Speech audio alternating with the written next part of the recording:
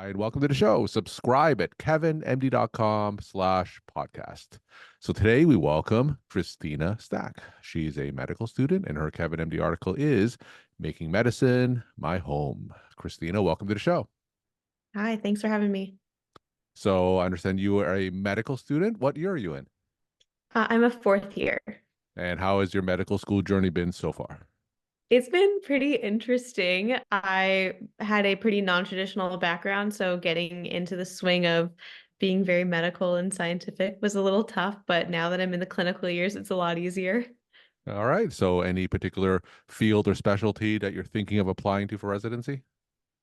Yes, this fall I'm applying into orthopedic surgery. Wonderful. Well, best wishes to you. Thank you. Perfect. So your Kevin MD article is titled Making Medicine My Home. So tell us what led you to write this article. And for those who didn't get a chance to read it, then tell us about the article itself. Yeah, so at Dartmouth, we are allowed to do our rotations all throughout the country. So we can do all of them in the upper valley of New Hampshire if we would like to, or we can go to locations throughout the entire nation. So Alaska, Arizona, New Mexico, throughout California, all throughout the East Coast. So when we go to those away rotations, we are afforded housing. And for me, I was not actually able to afford housing in the upper valley of New Hampshire itself. So I elected to rotate throughout the country so I could have provided housing. So the thesis of making medicine my home, it started out as like oh, this is what it was like having to choose to make medical school kind of be my home instead of having a real home for a while. And then I realized that there were a lot of choices that I had to make that a lot of my friends didn't have to make being a low-income student. I had to work for the entirety of undergrad, for the entirety of my post-bac education, and then for the first 2 years of medical school. And then when I got to the clinical education, I couldn't afford to work anymore time-wise. So Mhm. then I couldn't afford to live in a house. So I don't know if I could technically say homeless. I still had a mailing address, but I lived in my car, and one of the things I mentioned in the article is I had to choose between taking practice tests and eating a warm meal.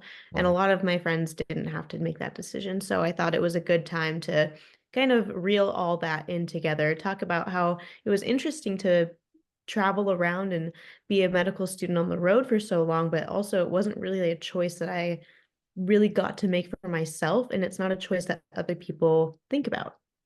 So give us some context. So in general, what is the average cost of a medical education today?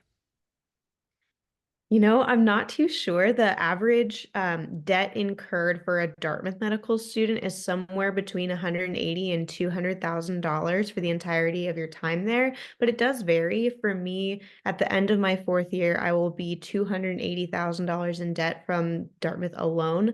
I have no other debt. My car is completely paid off. I had nothing from undergrad or my postgraduate education. So for me, it's quite high. There are other students that definitely have a lot more. One of the residents that I'm working with currently says that he has $600,000 of loans. Wow. So it's pretty expensive nowadays. One of my attendings, actually, he has been back at Dartmouth. He has been in practice for 16 years and he just now paid off his med school loans as an orthopedic surgeon, which is kind of wild. So it's pretty expensive.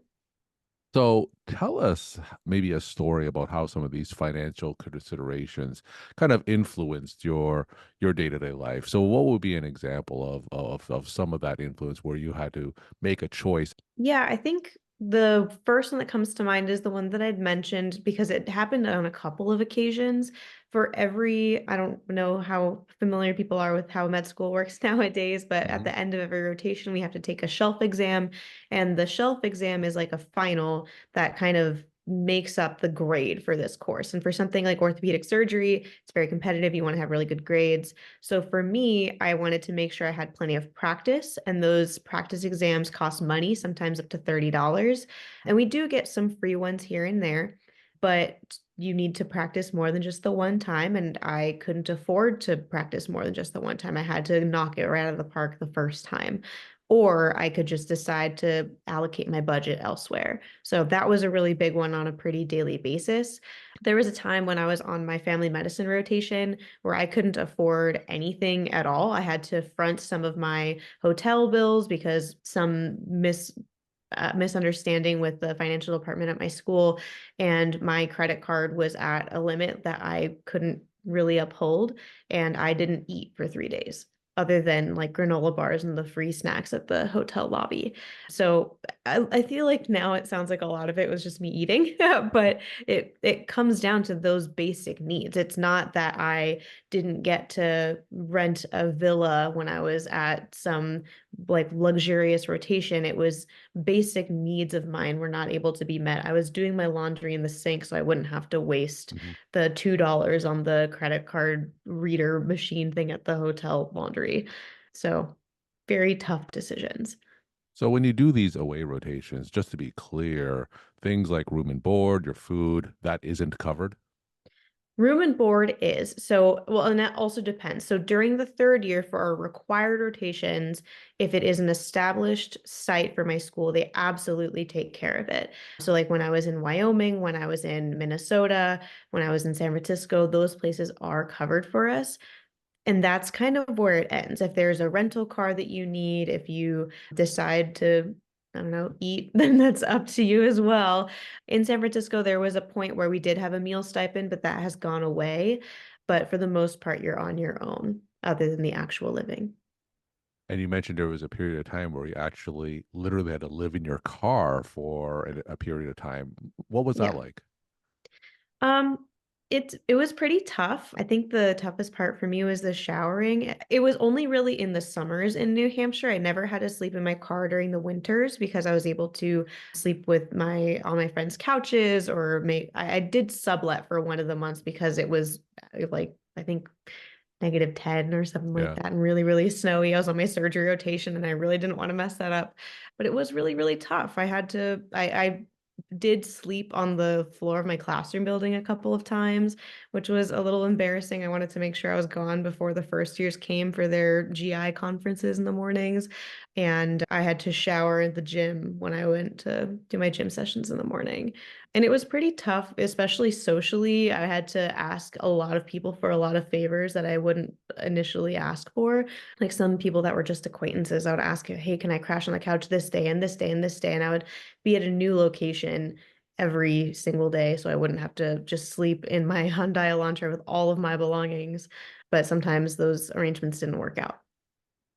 How did your financial situation, how did it contrast with those of your peers in general?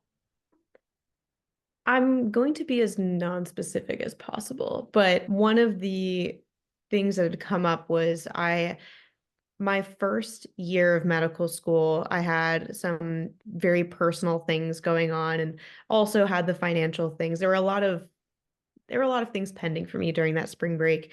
And I knew that I was going to have to resolve these personal issues and that there's no way that I could have afforded to go anywhere, even if I wanted to. And one of my friends asked me where I was going for spring break. And I was like, oh, I just have some things to handle. And they were like, oh, I'm trying to decide between going to this European country and this European country. And it just made me feel really different than them. This was somebody that I had seen as a peer, someone that I felt moderately close to. I had like known them for a couple months at this point, and I just didn't realize that we had such a stark difference where I Mhm. was making this pretty ginormous life change that would shock my finances and kind of my personal life in ways I didn't really imagine. And they were deciding which five-star hotel to wine and dine at. And that's like a pretty common thing at my school as well. Most of my, at least a good handful of my classmates have been able to travel internationally for some reason or another during medical school. And I drove to Canada, so I guess I have also traveled internationally during this time, but it's very different. Is your story common among other medical students? And it doesn't necessarily have to be at your particular school, but have you heard stories of other medical students who also are struggling with basic necessities in some cases? Yes. So at my school, for sure, during my third year, I think there were just under 10 of us that went through the same thing that I did, where we lived kind of extra address. Like we did not have, and right now in the current third year class, I for sure know of one of them because that friend is going to be using my, now I do have an apartment and that person will be using my apartment. So I know that that is still something that's going on with my school. And then for other schools, I know that they've had some troubles where students aren't able to find housing because there's a local housing crisis and the school doesn't really have a lot of resources to help them, especially with some of my friends that have California medical schools. And in terms of support systems, does the school itself help? Is the school knowledgeable that some students are struggling for basic necessities? What kind of support systems are available to you? At my school, I was mostly just offered extending my already pretty big loans, and that didn't really seem like a good option to me. I was looking for not like handouts, but I wanted to have more opportunities for scholarships or grants or something need-based or even some sort of work study, and all they could offer me was we can make your loans bigger. And I think that's just that wasn't because the school didn't want to support me. I think that's just what they had available at the time. They have been able to help me in some regards with helping me get to placements where I would have guaranteed housing. Like I know for my pediatrics rotation, initially I was not going to be in Minnesota. I was going to be somewhere in New Hampshire, but it was going to be at a place with housing, so I wouldn't be living in my car for sure during that time. So they did help me kind of arrange with what they had. So it sounds like some of your educational experiences obviously is shaped by some of these financial considerations. Yeah, absolutely. So take a step back. What does this say about the current medical education system that you and some of your peers find yourself in situations like this where financial decisions has to dictate your educational experiences? I think that to me, it just shows why it was so inaccessible for so long. Like when we think of doctors, we think of this like very high caliber. We think of like legacy students. We think of like doctors having kids that are also doctors. And at first, I thought it was just because they have access to resources such as like shadowing and research, but I think it's a lot more than that too. I didn't realize how expensive it was just to be a medical student. Mhm. So I think that it speaks to that part, the accessibility and why we haven't seen a lot of socioeconomic diversity in medicine. So it just sounds like it's just more than the tuition because sometimes you have this sticker shock with the tuition, but just hearing your Yeah, story and listening to you and reading about your story in Kevin MD, it's simply more than a tuition. There's just so much more that goes into the financial right. considerations than just the sticker price of going to medical school. Yeah, for me, I didn't realize I didn't do a ton of research on where I applied to medical school. I wasn't a very competitive applicant as a pre-med, so I kind of just threw my application wherever the wind took it. So when I had gotten the interview for Dartmouth, I didn't realize that I'd be paying the same rent that I paid in the San Francisco Bay Area. That's not something that I had really considered before. I knew that the tuition was high. I knew that I would be paying for flights to and from the Bay Area, so I'd be able to see my family, but I didn't think about what my monthly price would look like. I didn't know what the cost of living looked like otherwise. So I think that's another piece that needs to be considered when choosing medical education if you get that choice. And that's the other part of it is I only got into two schools, both of which were very expensive. So I didn't really get the choice to have something more affordable. And just for people who don't know where that Dartmouth area is in Upper New Hampshire, you're saying that the prices are comparable to that of the San Francisco Bay Area, but what's it like in upstate New Hampshire? I think when I was doing some digging for this article, I found that most one bedroom apartments were on an average about $1,600 per month. And the ones that were lower did not have things like utilities or even plowing included. So their actual monthly cost was probably on the higher end as well. I was fortunate enough for my first years of medical school to pay $1,000 per month for a single room in a house that had one bathroom that I shared with two other gals. And luckily, we were good friends and close, but I paid $900 for the same situation in California. So, from these financial obstacles that you're facing through your journey, do you think that's changed you as an aspiring physician and the way you see patients going forward? I absolutely do. And I think that part of it is also the access to medical care itself as like the more direct impact. So when I see someone in the emergency room, so right now I'm going into orthopedic surgery. I was just on call last night, so excuse my post-call brain fog right now.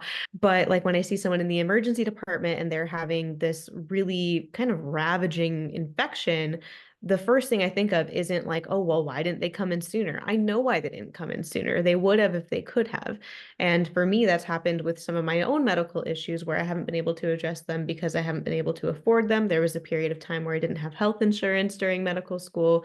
So I totally get it. And I think that that's a really valuable perspective for me to have.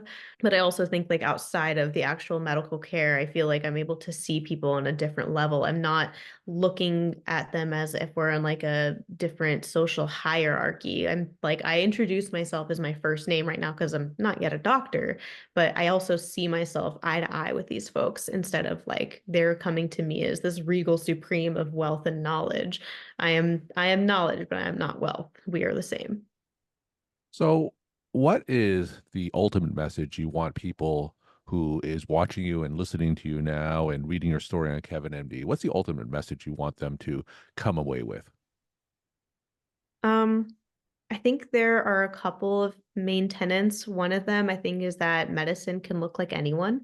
I don't think it needs to be the same, like starched linens and beautiful ties, and everybody looks amazing all the time because everybody comes from the whitest of picket fences.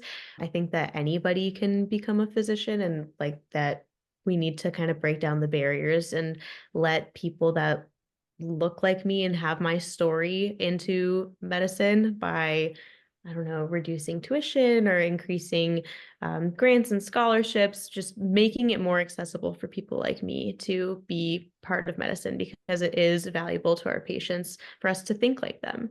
And then I think just kind of bringing awareness to how expensive medical education can be. Like I said, it was kind of more than just the tuition sticker shock for me. I wasn't aware of all the different things that it could cost me. So even folks that are just considering medicine, so if this does reach any pre-meds, just like thinking about what, like 4 years is a long time and what those 4 years are really going to cost you. And then just kind of a reminder to those who have been in medicine for a while that it's not the same as when y'all came up. Unfortunately, I wish that I could have worked a couple of shifts here and there to pay off my med school tuition, but I don't get paid $67,000 an hour, unfortunately. But so I think those are the main takeaways, that everything is very expensive. We're trying, and please let us in. During your pre-medical training and during undergraduate, did you have a sense of the scope of how much the financial burden would be during medical school? During undergrad, for sure, I didn't because I didn't know that I wanted to go into medicine until the very end. And luckily, I was able to graduate from undergrad debt free. So it didn't really seem like a big deal to me. I was like, oh, well, I'm already debt free, so I'm fine. But during my postgraduate education, I was scouring every website for like free medical schools. And like, I knew that my parents weren't going to be able to help me out very much. So it definitely became a very big looming thing for me, which is why I made sure to get rid of all of my post-bac debt and my paid off my car before going to med school so I could be really focused on just the interest of my med school debt. We're talking to Christina Stach. She's a medical student, and today's Kevin MD article is Making Medicine My Home. Christina, we'll end with some of your take home messages that you'd like to leave with the Kevin MD audience. I think it's important to recognize that medicine can be very diverse. I think it's important to recognize that diversity doesn't just mean one thing.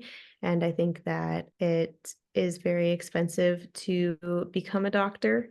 It's definitely an investment and it's a worthwhile investment, but just understanding what that investment really means is really important.